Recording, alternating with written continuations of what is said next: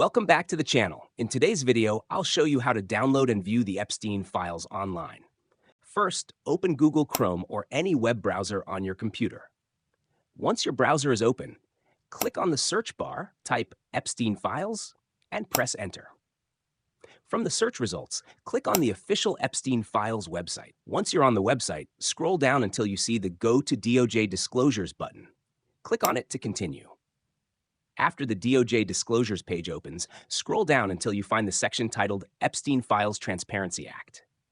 Click on that section to access the available public records and document collections. You'll see several datasets. Each dataset contains a collection of publicly released documents.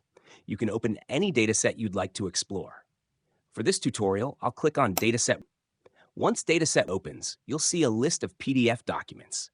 Simply click on any PDF you want to view. The document will open directly in your browser. From there, you can read it online, zoom in or out for better visibility, and, if available, download the PDF to your computer using the Download button. You can follow the same steps to open and explore the other available datasets and documents on the website. And that's all there is to it.